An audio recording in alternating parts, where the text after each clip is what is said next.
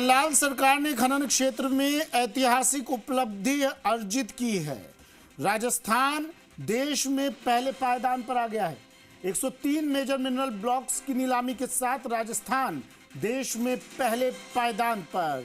निवेश राजस्व में अब वृद्धि होगी, रोजगार के अवसरों का अधिक सृजन होगा। पूरे देश में प्रधान खनिज के 500 ब्लॉक आवंटित हुए हैं। इनमें से राजस्थान में ही देश के 20% से अधिक यानी 103 ब्लॉक आवंटित हुए हैं। 18 महीने के अल्प कार्यकाल में ही 64 ब्लॉक्स का ऑक्शन हुआ। इस साल सरकार ने रॉयल्टी राजस्व से 9,228 करोड़ अर्जित किए। पिछले साल से 24% ज्यादा हासिल किया रॉयल्टी राजस्व। ये बड़ी खबर। एक और उपलब्धि भजनलाल सरकार की, 20% से ज्यादा यानी 103 ब्लॉक आवंटित हुए अकेले राजस्थान से। ये बड़ी उपलब्धि है। अब निवेश ज्यादा होगा, रोजगार के अवसर ज्यादा बढ़ेंगे। ऐतिहासिक उपलब्धि भजनलाल सरकार ने अर्जित की। खनन क्षेत्र में ये ऐतिहासिक उपलब्धि हासिल की। राजस्थान देश में पहले पायदान पर आ गया है। 103 मेजर मिनरल ब्लॉक्स की नीलामी के साथ राजस्थान देश में पहले पायदान पर। बाबूलाल धायल मेरे सहयोगी फोन लाइन पर जुड़ गए हैं जयपुर से। बाबूलाल, एक और उपलब्धि भजनलाल सरकार की।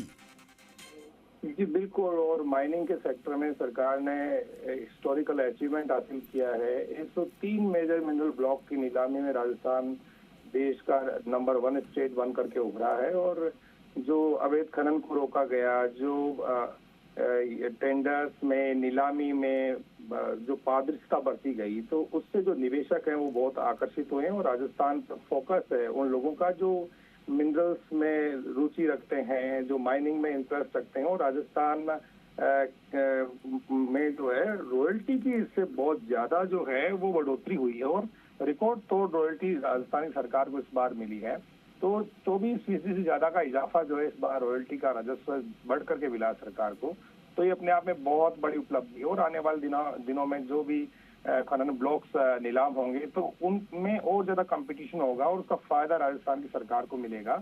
तो बहुत बड़ा अचीवमेंट है कि देश के अधिकतर जो नीलामियां हुई हैं उनमें 20% हिस्सा राजस्थान का है, यानी कि 80% में पूरा देश और 20% में अकेले राजस्थान की नीलामियां हुई है। तो ऐसे में राजस्थान खनन के क्षेत्र में बहुत तेजी से आगे बढ़ता हुआ और वैध खनन को बढ़ावा देने वाले स्टेट्स में शुमार है, जहां पर रेवेन्यू अर्जित करना जो सरकार का लक्ष्य था उससे कहीं ज्यादा रेवेन्यू अर्जित होता है। तो ये बहुत बड़ी उपलब्धि है भजनलाल सरकार की। और अब तक का रिकॉर्ड तोड़ जो रेवेन्यू है वो सरकार को मिला है। तो इससे राजस्थान की आर्थिक स्थिति भी सुधरेगी और ज्यादा राजस्थान में विकास की गति बढ़ेगी।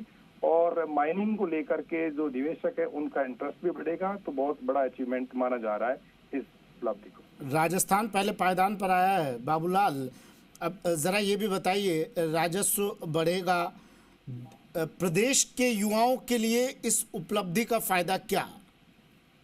जी देखिए, जितनी भी स्कीम्स बनती हैं, योजनाएं बनती हैं, जो विकास के काम होते हैं, जो वो सब चीजें जब सरकार के पास पैसा होता है तभी वो खर्च कर पाती है। और राजस्थान में सबसे ज्यादा रेवेन्यू माइनिंग से आता है। तो जो सरकार के पास में माइनिंग पर बहुत ज्यादा फोकस किया भजनलाल सरकार ने सत्ता में आते ही, जो बड़े बड़े खनन ब्लॉक्स की नीलामियां हुई उनमें बहुत ज्यादा पैसा सरकार को मिला है।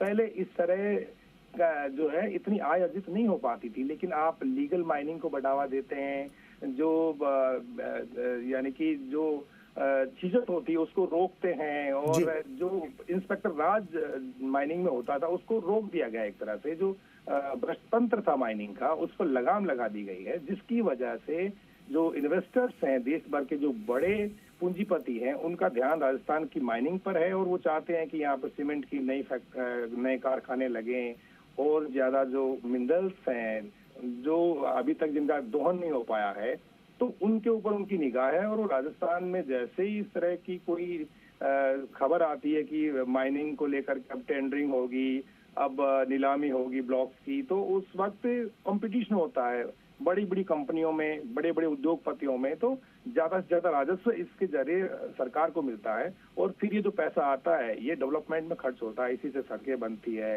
इसी से स्कूल खुलते हैं, इसी से अस्पताल बनते हैं। तो इससे राजस्थान का जो ओवरऑल डेवलपमेंट है वो भी सरकार कर पाने में कामयाब होती है। चलिए, शुक्रिया बाबूलाल तमाम जानकारी के लिए। तो बड़ी खबर, बड़ी उपलब्धि भजनलाल सरकार की।